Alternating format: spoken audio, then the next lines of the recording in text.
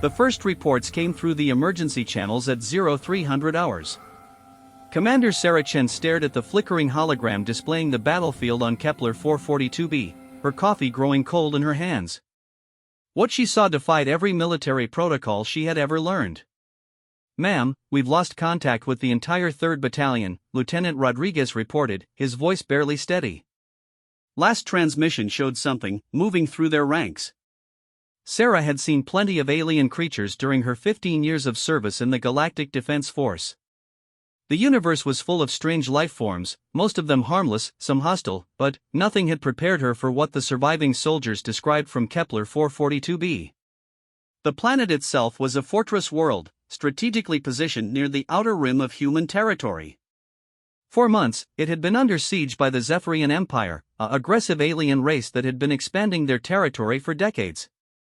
The humans had established a strong defensive perimeter, confident in their advanced weaponry and tactical superiority. Then, the beast appeared. Private Martinez was one of the few survivors from the initial encounter. He sat in the medical bay, his hands shaking as he recounted what happened. "It wasn't like the regular Zephyrians, Commander. Those guys are tough, but they're still just soldiers like us. This thing, it was different." Martinez paused, wiping sweat from his forehead despite the cool temperature of the medical bay.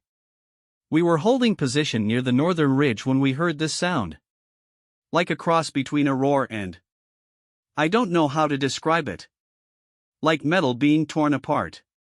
Johnson said it was probably just their machinery, but we all knew it wasn't. The security footage from the helmet cameras told a story that chilled even the most experienced veterans.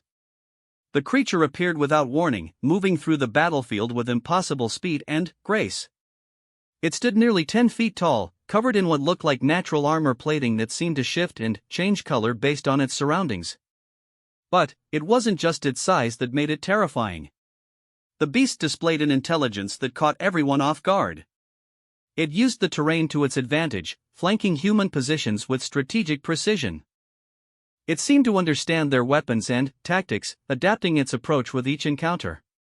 "Watch this part," Sergeant Williams said, pointing to a section of the video feed. "See how it waits for the plasma cannon to discharge before making its move? It's counting the reload time." The footage showed the creature dodging energy blasts with fluid movements, its massive form surprisingly agile. When it struck, it was with devastating efficiency. But what made the soldier's blood run cold was that it never seemed to kill unnecessarily. It disabled vehicles, destroyed weapon emplacements, and scattered troops, but it rarely caused fatal casualties unless directly threatened. "It's like it's trying to send a message," Dr. Elizabeth Harper, the base xenobiologist, observed as she studied the footage. "Most predators kill for food or territory. This one seems to be fighting for something else." The beast's presence changed everything about the war on Kepler 442b. Human forces found themselves constantly looking over their shoulders, never knowing when or where it might appear. The Zephyrians, surprisingly, seemed just as terrified of it as the humans were. There were reports of Zephyrian soldiers abandoning their positions when the creature was spotted in the area. "Both sides are afraid of it," Intelligence Officer Captain Torres reported during the morning briefing. "Our intercepted communications show the Zephyrians calling it the Shadow Walker. They seem to think it's some kind of ancient guardian of the planet." Local folklore, what little the humans had been able to gather from the few native settlements, spoke of a protector that awakened when the planet was threatened. Most of the military brass dismissed this as superstition, but Dr. Harper wasn't so sure. "The planet has been inhabited for thousands of years," she explained to the assembled officers. "The native species evolved here alongside whatever ecosystem produced this creature. It's possible that there's a symbiotic relationship we don't understand." As weeks passed, the beast's attacks became more frequent and more bold. It began targeting supply lines, cutting off reinforcements and forcing both human and Zephyrian forces into defensive positions. The war that had been raging for months suddenly became secondary to the question of survival against this new threat. The creature seemed to appear wherever the fighting was heaviest, as if drawn by the conflict itself. It moved across the battlefield like a force of nature, unstoppable and unpredictable. Soldiers on both sides began to whisper that it was trying to drive them all off the planet. Commander Chen found herself facing an impossible decision. Continue the fight against the Zephyrians while dealing with this new threat, or consider the unthinkable option of temporarily allying with their enemies against a common foe. "Ma'am, we've got another sighting," Lieutenant Rodriguez announced, breaking her from her thoughts. Sector 7, near the crashed supply ship. Sarah looked at the tactical display, noting the positions of both human and Zephyrian forces in the area. They were all keeping their distance from the site, creating an unofficial no man's land around wherever the beast was spotted. "Any casualties?" she asked, though she already knew the answer. Despite its fearsome reputation, the creature's attacks rarely resulted in deaths. It was as if it was trying to clear the battlefield without unnecessary killing. "Negative, ma'am. Same pattern as before. Equipment destroyed, personnel scattered, but no fatalities reported." The mystery deepened with each encounter. What was this creature? Where had it come from? And, most importantly, what did it want? The answers would come sooner than anyone expected, but not in the way they imagined. The beast that had terrorized two armies was about to reveal a secret that would change everything they thought they knew about the war, the planet, and the nature of courage itself. As night fell over the contested world of Kepler 442b, soldiers on both sides settled into their defensive positions, weapons ready, eyes scanning the darkness for any sign of movement. Somewhere out there, the beast was waiting, watching, planning its next move in a game that no one yet understood. 3 weeks after the beast's first appearance, Commander Chen authorized the formation of a specialized tracking team. The mission was unprecedented: capture or kill the creature that had brought two armies to a standstill. Leading the team was Captain Marcus Webb, a veteran tracker who had spent years hunting dangerous wildlife on frontier worlds. "I've tracked down rogue mechs, mutated war beasts, and escaped genetic experiments," Webb told his hand-picked team as they prepared for deployment. "But this thing is different. It's smart, it's fast, and it knows this planet better than we do." The team consisted of 8 specialists: snipers, trackers, a medic, and Dr. Harper, who had volunteered to join despite the obvious dangers. Each member carried advanced tracking equipment and weapons specifically modified to deal with large, armored targets. Their first lead came from Corporal Jenkins, a communications specialist who had been monitoring unusual electromagnetic readings across the planet. "There's a pattern to its appearances," Jenkins explained, pointing to a holographic map displaying the creature's known locations over the past month. "It's not random. There's something drawing it to specific areas." The pattern showed the beast appearing primarily near sites of heavy combat, but also at locations that seemed to have no military significance. Dr. Harper studied the data with growing excitement. "Look at these coordinates," she said, highlighting several points on the map. "These correspond to ancient settlement sites. Places where the native population lived hundreds of years ago." "You think it's protecting old ruins?" Webb asked skeptically. "I think it's protecting something more important than ruins," Harper replied. "The native species that evolved here had a complex relationship with the planet's ecosystem. What if this creature isn't just a predator? What if it's a guardian species?" The team's first real encounter with the beast came on their 3rd day in the field. They had been following electromagnetic traces to a canyon system in the planet's northern hemisphere when their sensors detected movement ahead. "Contact," whispered Sergeant Kim, the team's point scout. 200 meters, moving parallel to our position." Through their scopes, they caught their first clear view of the creature in daylight. It was even more impressive than the grainy night vision footage had suggested. Its armored hide seemed to ripple and shift, adapting to the surrounding rock formations. Most remarkably, it moved with a grace that seemed impossible for something so large. "I count multiple sensory organs," Dr. Harper observed quietly into her recorder. "Enhanced olfactory systems, what appears to be echolocation capability, and possibly electromagnetic sensitivity. This is an apex predator that's evolved specifically for this environment." But, as they watched, the creature did something unexpected. Instead of hunting or patrolling, it approached a cluster of unusual rock formations and began what could only be described as tending to them. Using its massive claws with surprising delicacy, it cleared debris from around structures that the team now realized were not natural rock formations at all. "Those are buildings," Webb breathed. "Ancient buildings." The creature spent nearly an hour carefully maintaining the site, removing fallen stones and arranging them in specific patterns. Its behavior was methodical, almost ritualistic. When it finished, it settled into what appeared to be a protective stance, watching the surrounding area. "It's not just protecting the sites," Harper whispered with growing understanding. "It's maintaining them." This creature has been taking care of these places for who knows how long. The team's second encounter provided even more insight into the beast's true nature. They had been tracking it to a valley where both human and Zephyrian forces had fought a major battle 2 weeks earlier. The battlefield was littered with destroyed equipment and abandoned positions. What they found there challenged everything they thought they knew about the creature. It was methodically going through the battlefield, but not scavenging. Instead, it was carefully sorting through the debris, separating organic material from metal and other substances.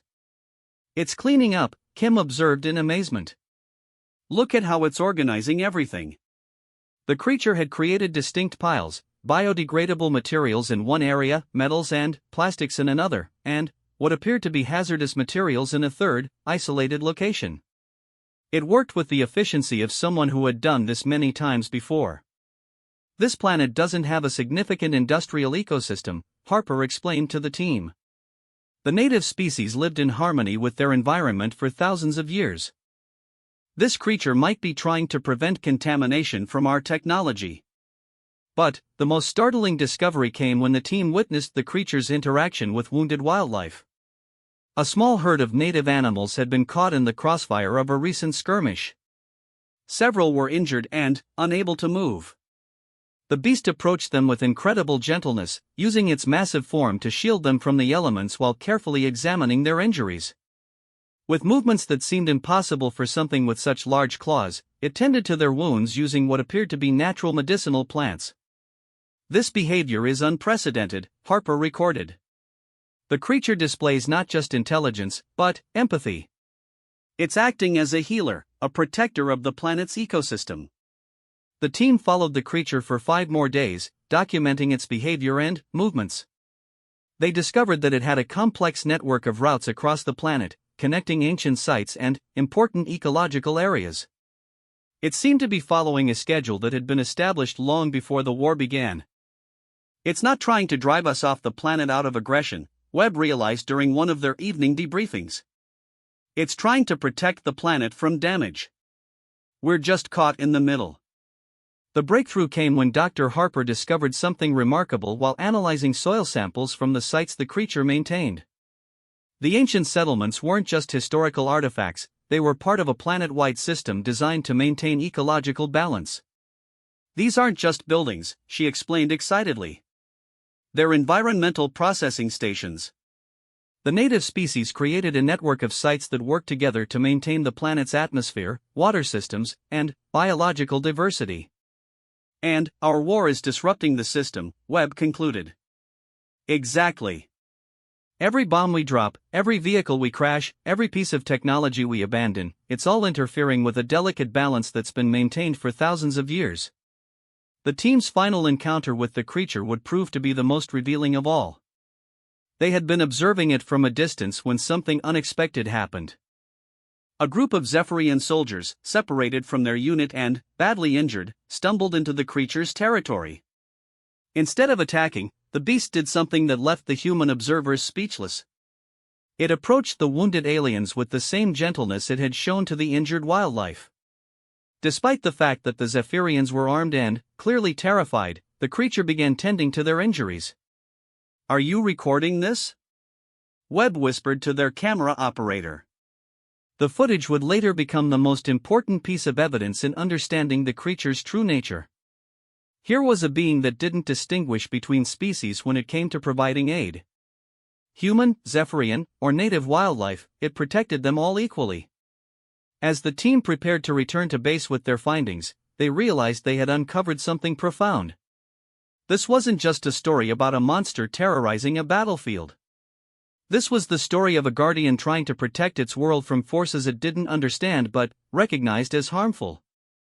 The question now was whether Commander Chen and the military leadership would understand the implications of what they had discovered. The beast wasn't the enemy, the war itself was the threat to everything the creature was trying to protect. But, convincing two armies to stop fighting because of the actions of one mysterious creature would prove to be the greatest challenge yet. The real battle was just beginning, and it would be fought not with weapons, but with understanding and compassion. Private Alex Thompson had been missing for 4 days when the search teams finally gave up. The 19-year-old communications specialist had been caught in an artillery strike during a Zephyrian counterattack, and his last known position was deep in disputed territory. Command had written him off as either captured or killed in action. Alex himself wasn't sure which would have been preferable as he lay trapped under the wreckage of his armored transport, his left leg crushed and his radio destroyed. Pain shot through his body with every breath, and dehydration was making it hard to think clearly. He had managed to crawl into the shade of the overturned vehicle, but he knew it was only a matter of time. The crash site was in a valley that both sides avoided, not because of any tactical significance, but because it was where the beast had been most active. Both human and Zephyrian forces had learned to give the area a wide berth after several encounters that left equipment destroyed and soldiers traumatized. On his second night alone, Alex heard the sound that had terrified soldiers across the planet. The low, resonant call that seemed to vibrate through the ground itself. He closed his eyes and tried to make himself as small as possible, hoping against hope that the creature would pass by without noticing him. Instead, the sounds grew closer. Heavy footsteps approached the crash site, accompanied by what sounded like sniffing and low rumbles of what might have been communication. Alex held his breath, expecting at any moment to feel massive claws tearing through the metal that sheltered him. What happened next would haunt and amaze him for the rest of his life. The footsteps stopped just outside his hiding place. Then, with surprising gentleness, the wreckage above him began to shift. Alex watched in terror as massive talons carefully moved aside twisted metal, creating an opening large enough for the creature to see inside. When their eyes met, Alex felt his heart nearly stop.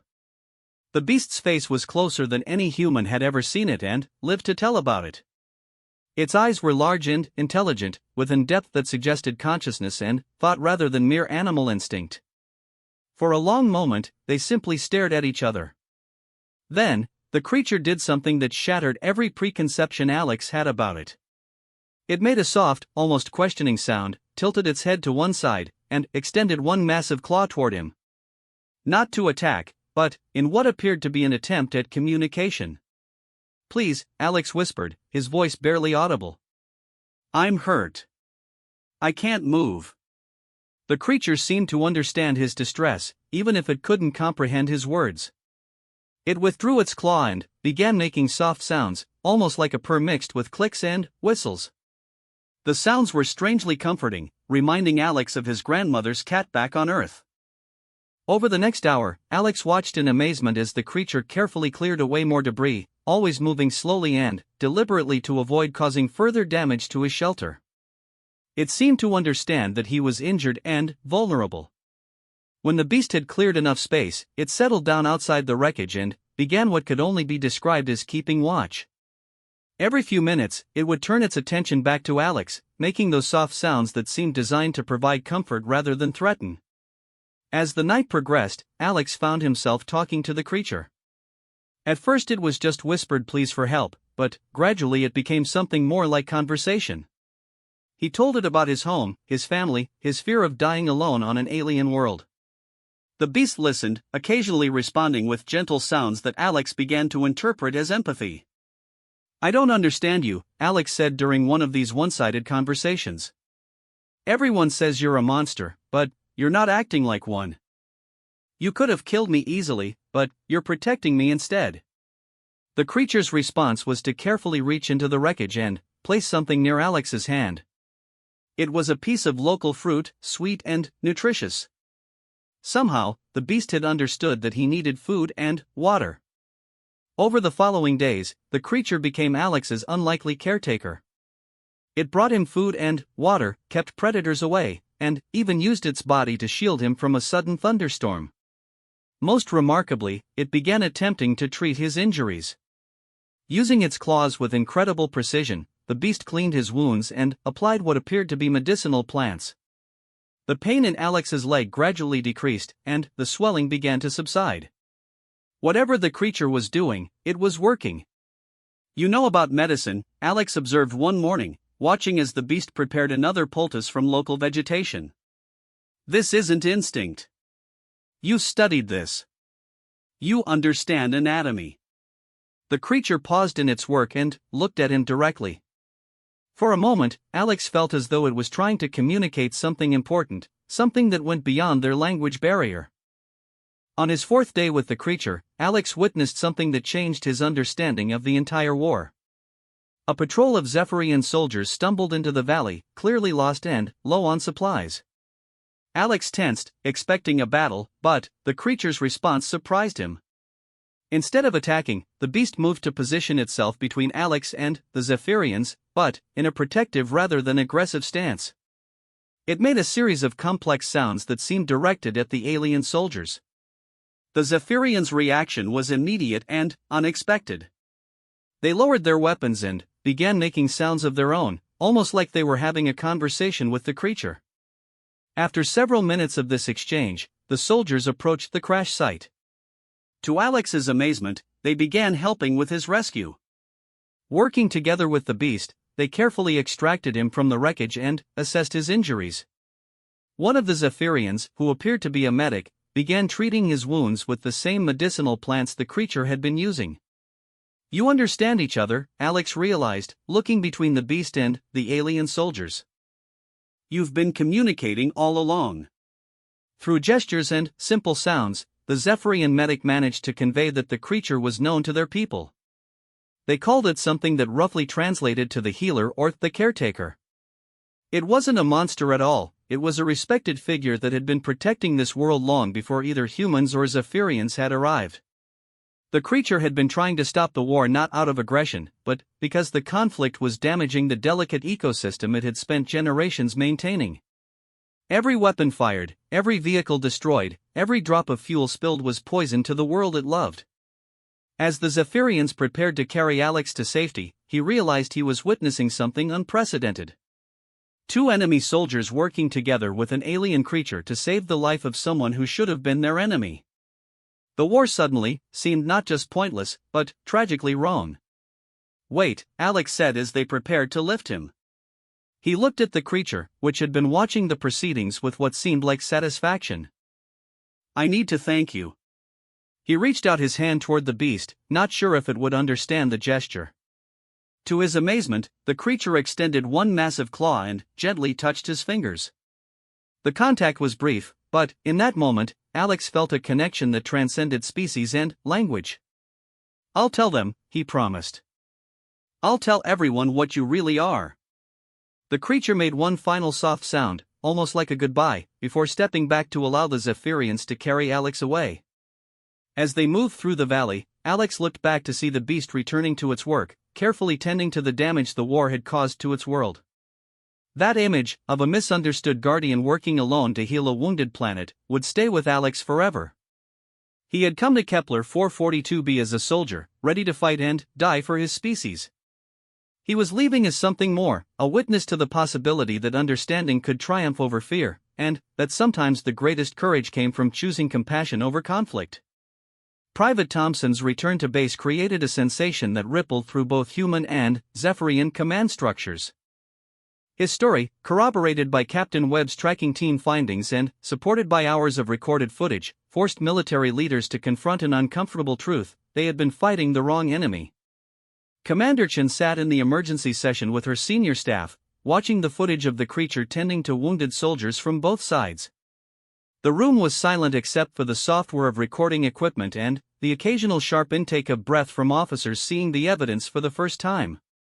"This changes everything," Admiral Morrison said via holographic communication from the fleet command ship. "If this creature is actually a guardian species, then our entire strategic assessment has been wrong." Dr. Harper stepped forward to present her full analysis. Over the past weeks, she had been working with xenobiologists from both sides, sharing data that painted a remarkable picture of Kepler 442b's true nature. The planet isn't just inhabited, she explained, pointing to a complex holographic model of the world's ecosystem. It's managed. The native species that evolved here created a symbiotic relationship with what they called the Eternal Guardians, creatures like the one we've encountered. The model showed an intricate network of environmental management systems that stretched across continents. Ancient settlements weren't just cities, they were environmental processing centers that regulated everything from atmospheric composition to water cycles. The Guardian we've been fighting isn't protecting territory, Harper continued. It's trying to maintain a planetary life support system that's been operating successfully for thousands of years. Our war has been disrupting mechanisms we didn't even know existed. Lieutenant Rodriguez pulled up tactical maps showing the creature's movement patterns overlaid with environmental data. Every time it appeared, it was responding to damage in the ecosystem. The areas where we had our heaviest fighting correspond exactly to critical environmental junction points. The implications were staggering.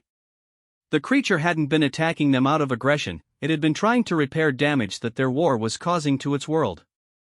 Every appearance that had terrified soldiers was actually a desperate attempt to prevent ecological collapse. Sir, Captain Webb added, there's something else. According to Private Thompson and the Zephyrian soldiers who helped rescue him, this isn't the only Guardian. There's an entire network of these creatures across the planet. They've been coordinating their efforts to contain the damage from our conflict. Commander Chen felt the weight of command more heavily than ever before. What about the Zephyrians? What's their position on this information? They're requesting an immediate ceasefire, Admiral Morrison replied.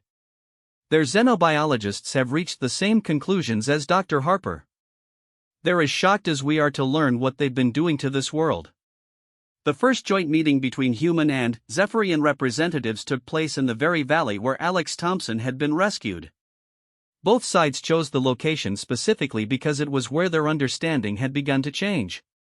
General Korthax, the Zephyrian commander, was a massive figure even by his species standards.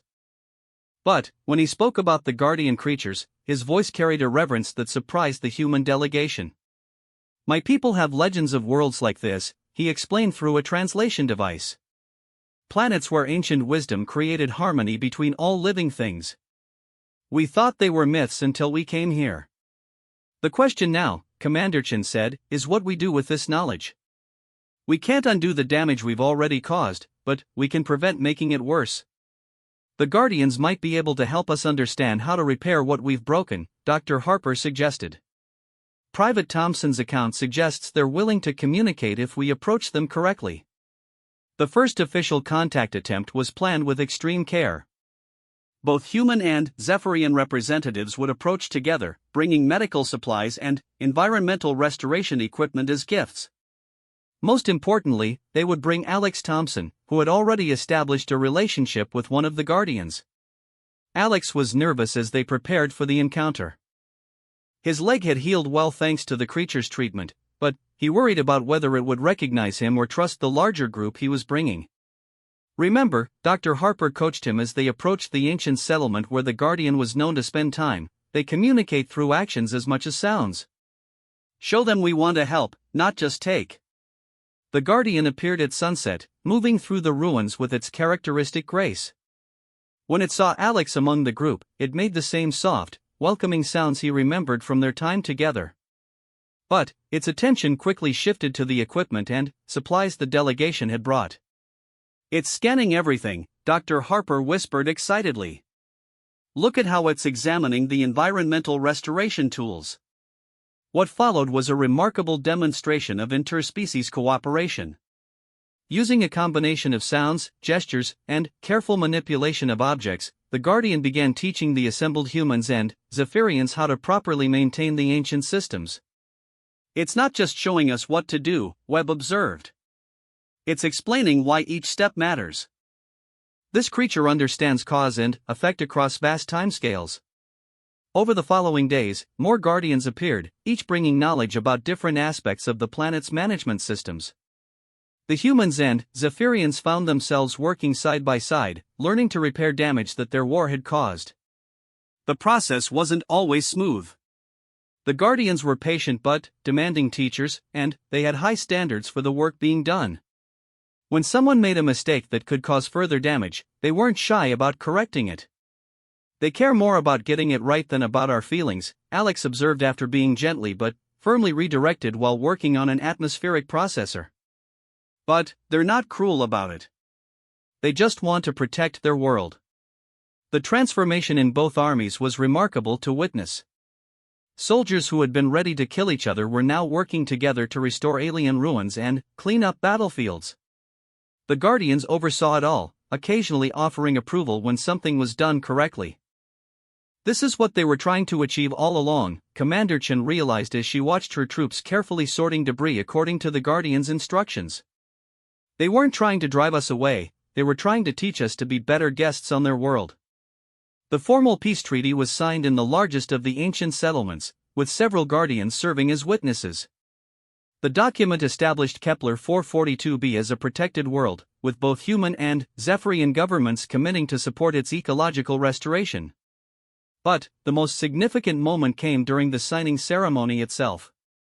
As the representatives from both species finished adding their signatures to the treaty, the Guardian that had saved Alex Thompson approached the table. With careful precision, it dipped one massive claw in biocompatible ink and added its own mark to the document. The message was clear: the Guardians weren't just passive observers of this agreement. They were active participants in the future of their world. "We came here as conquerors," General Korthax reflected as the ceremony concluded. "We're leaving as students and gardeners." Alex Thompson, now promoted to sergeant in recognition of his role in the peace process, stayed on Kepler 442b as part of the joint restoration team. He often worked alongside the Guardian that had saved him, and their friendship became a symbol of what was possible when understanding replaced fear. The beast that had once terrified two armies became the teacher that showed them a better way to exist in the universe. The war on Kepler 442b ended not with victory or defeat, but with the recognition that some things were more important than conquest. Years later, when Alex would tell this story to his children, he would always emphasize the same point: the greatest courage sometimes comes from admitting when you're wrong, and the most profound victories are won not through strength, but through the willingness to learn and change. The Guardian still tends to its world, but now it's not alone. Humans and Zephyrians work alongside the ancient caretakers, ensuring that Kepler 442b remains a place where wisdom, compassion, and understanding triumph over fear and aggression.